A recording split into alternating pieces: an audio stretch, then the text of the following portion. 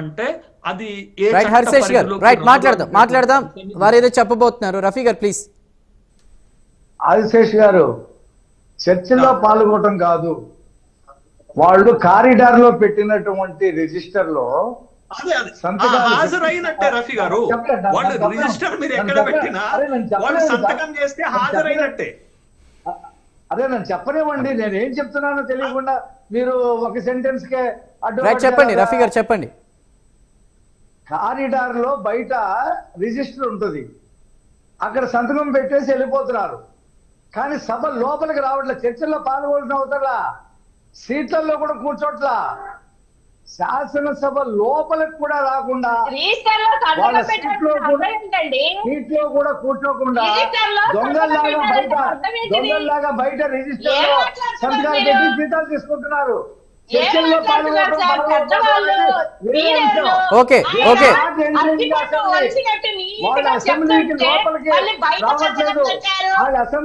అండి. ఓకే రఫీ గారు ప్లీజ్, సమయం అవుతుంది, మిగతా సభ్యులు కూడా ఉన్నారు. మల్లీశ్వరి గారు, రఫీ గారు one second please, one second అండి.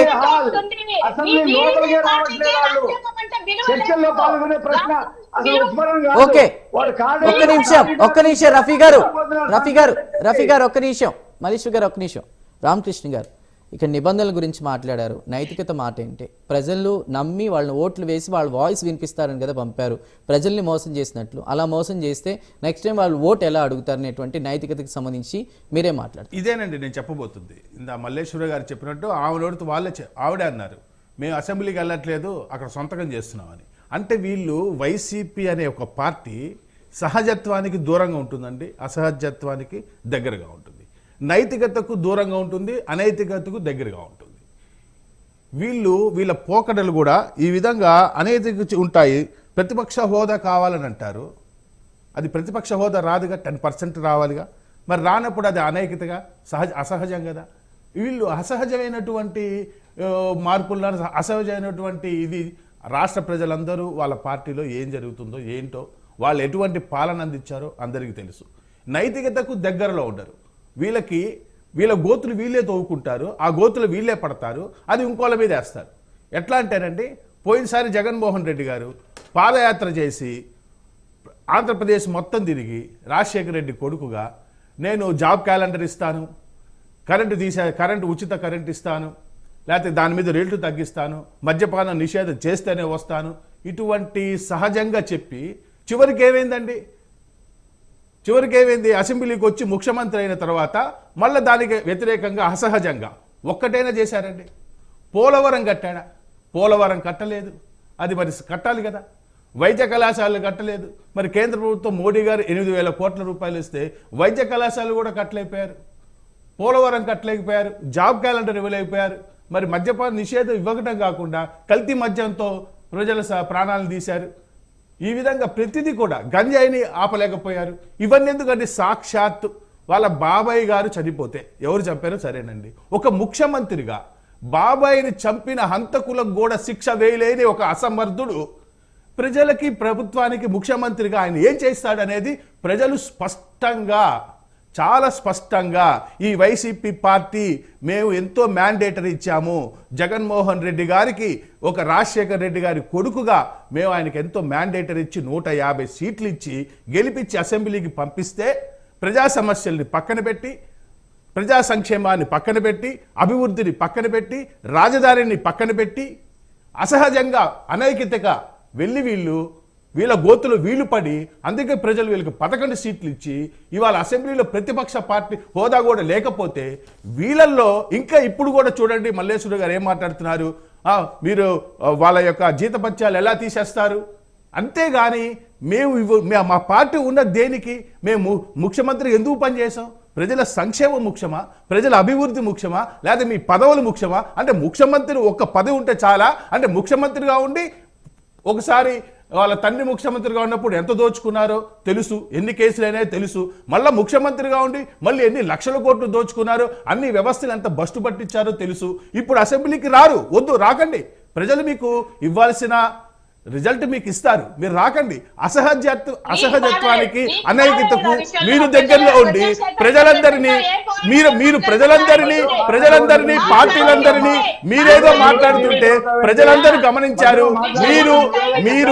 మీరు అసలు ఏమి చేశారని మీరు ప్రజాక్షేత్రంలో మీరు ఏం చేశారు? మీరు ఇందాక అన్నారు ప్రజాక్షేత్రంలో తేల్చుకోవాలని, మీరే అన్నారు ప్రజాక్షేత్రంలో తేల్చుకోవాలని. ప్రజాక్షేత్రంలో తేల్చుకున్నారు, ప్రజలు తీర్పిచ్చారు. మీరు అనర్హులని చెప్పారు. ఎందుకంటే ఈ ప్రజాక్షేత్రంలో మీరు సహజత్వానికి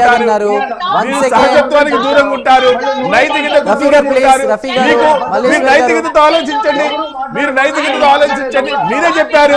మీరు చెప్పితే ఒకరి తర్వాత ఒకరు మాట్లాడండి, సభా మర్యాద అన్నారు. రఫీ గారు ప్లీజ్ వారిని మాట్లాడనివ్వండి. రఫీ గారు అది కాదండి, వాళ్ళకి ప్రజలు మ్యాండేట్ ఇచ్చారు, వాళ్ళ గోతులో వాడి పని మేమందరం మీద ఉన్నట్టామంటారు. ప్రజలు మీకు స్పష్టంగా చెప్పండి. మల్లేశ్వరి గారు చెప్పండి. మల్లేశ్వరి గారు మీరేదో చెప్తున్నారు చెప్పండి.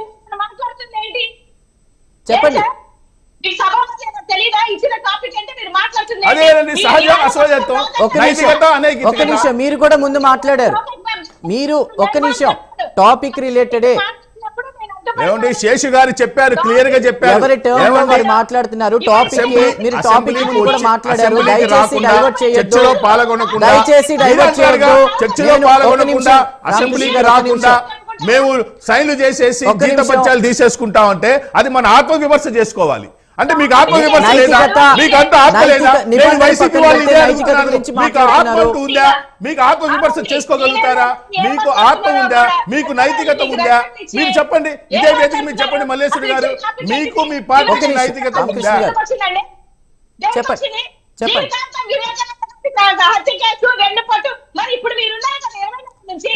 ఇక్కడ మాట్లాడుతుంది అది కాదండి. ఎమ్మెల్యేలు ఒక్క నిమిషం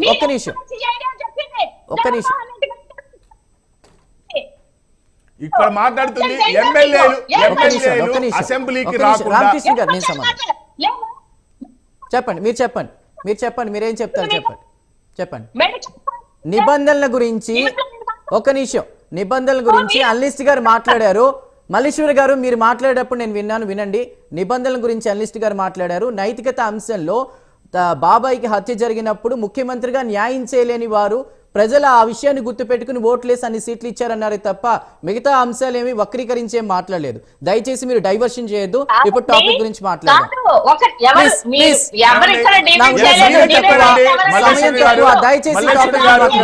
రామకృష్ణ గారు ప్లీజ్. ఓకే రఫీ గారు, నాకు డైవర్షన్ చేసే ఉద్దేశం లేదు, మీరు కూడా అది వద్దండి. ఒక నిమిషం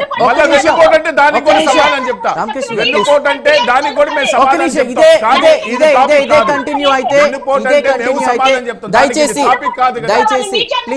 ప్లీజ్ అండి, it's my humble request. Malleshwar గారు టాపిక్ మీద మాట్లాడదాం. ఓకే రఫీ గారు, నాకున్న సమయంలో నేను ఒక్కొక్క ప్యానెల్ సభ్యులతో మాట్లాడుతూ వెళ్తాను, దయచేసి మన్నించండి.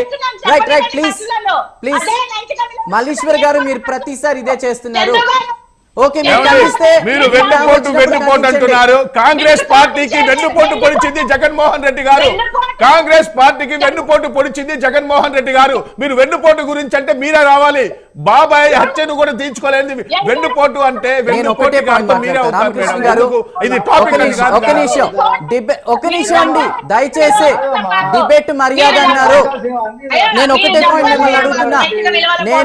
నేను మిమ్మల్ని ఒకటే పాయింట్ అడుగుతున్నా. మల్లేశ్వర్ గారు దయచేసి వినండి. మీరు ఇదే కంటిన్యూ చేస్తున్నారు. మీరు ఇందాక నుంచి ఒకటే మాట్లాడారు, డిబేట్ మర్యాద అన్నారు. మీరు మధ్యలో మాట్లాడారు, మీరు మాట్లాడద్దు. మీ టర్మ్ వస్తే మాట్లాడండి. మీరు ఆ క్వశ్చన్ కి ఆన్సర్ చెప్పండి. రైట్ రఫీ గారు ప్లీజ్. రఫీ గారు